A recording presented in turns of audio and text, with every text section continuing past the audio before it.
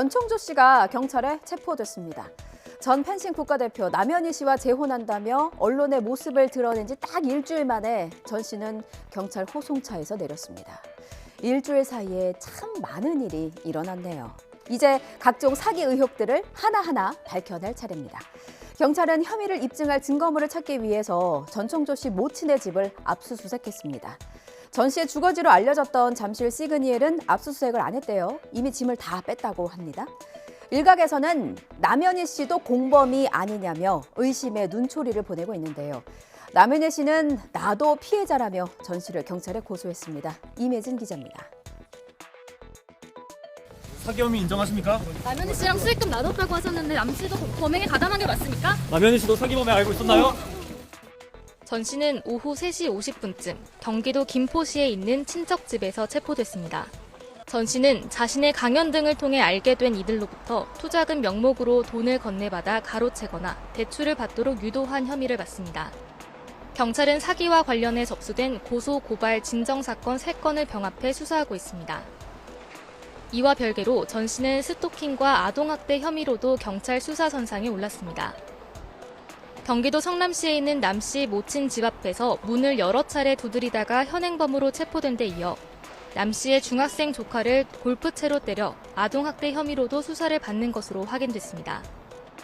전 씨를 둘러싼 의혹이 확산하는 가운데 30일 밤에는 전 씨의 모친이 남 씨에게 전화를 수십 통 걸고 메시지를 보내 남 씨가 스토킹 혐의로 112에 신고하는 일도 있었습니다.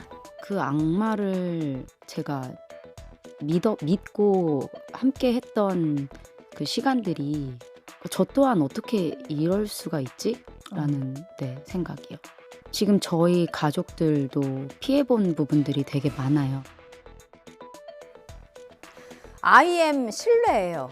신뢰라는 단어를 일순간에 우스갯소리로 만들어버린 전총조 씨. 신뢰를 저버린 또 다른 사기 행각으로 피소를 당했다는 소식도 있습니다. 이번에는 남성이 아니고 여성으로서 사기를 친 의혹입니다.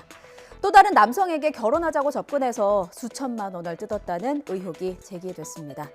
서울 중부경찰서에 고소장이 접수된 건데요.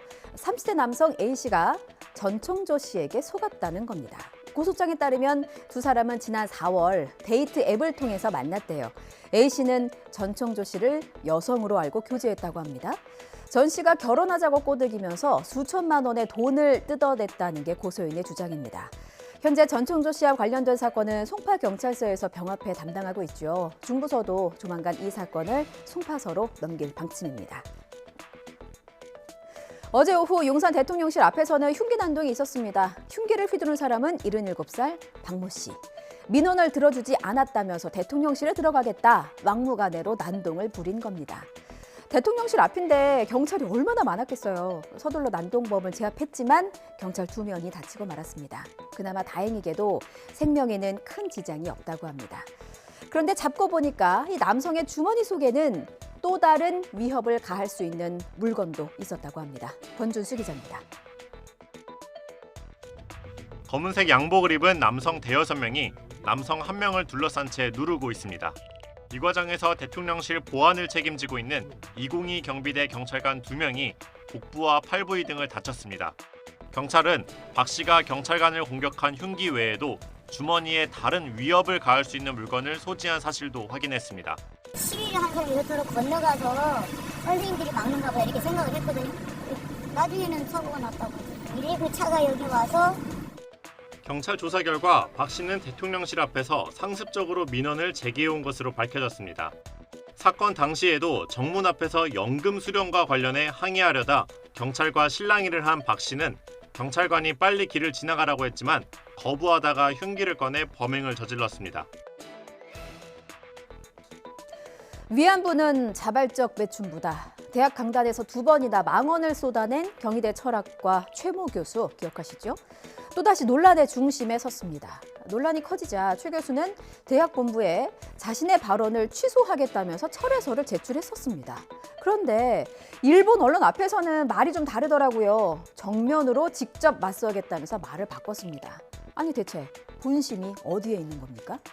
철학과 동문들은 피켓을 들고 역사 왜곡 발언을 일삼은 최 교수를 파면하라 목소리를 높였습니다. 대학 측은 조만간 인사위원회를 열어서 징계 수위를 결정할 예정입니다. 윤웅선 기자의 보도입니다. 즉각 파면하라! 경희대학교 정문 앞에 철학과 재학생과 동문들이 모였습니다. 이런 문제들이 지속되고 있었는데 철학과와 학교, 문과대 모두 어떤 대응을 하지 않고 있는 점에 좀 문제의식을 느꼈고, 이들이 파면을 요구한 최 교수는 지난해와 올해 위안부는 자발적 매춘부라는 취지로 발언해 물의를 일으켰습니다. 거짓말. 그 사람들 말 하나도 안 맞아요. 자발적으로 간 사람들이에요. 논란이 커지면서 대학 본부가 감사에 착수하자 최 교수는 자신의 발언을 철회했습니다. 위안부 관련 발언을 모두 취소한다며 대학 본부와 동문회의 철회서도 제출했습니다. 그러면서도 일본 극우 성향 언론사인 산케이 신문 계열 영자지와의 인터뷰에서 정면으로 맞서 싸우겠다고 돌연 입장을 바꿔 논란을 계속 낳고 있습니다. 이런 가운데 최 교수는 위안부 피해자의 명예를 훼손한 혐의로 고발돼 경찰 수사를 받고 있습니다. 시민단체들은 그러나 법적 처벌 이전에 후학을 양성하는 대학에서 학문적 자유라는 명분으로 퍼지는 역사 왜곡을 엄단해야 한다고 주장합니다. 교수의 말은 그 사회적 효과, 그 책임이 일반인들보다 굉장히 무겁다고 생각을 합니다. 법 이전에 보다 인격적이고 윤리적인 판단을 내줘야 된다고 생각을 합니다.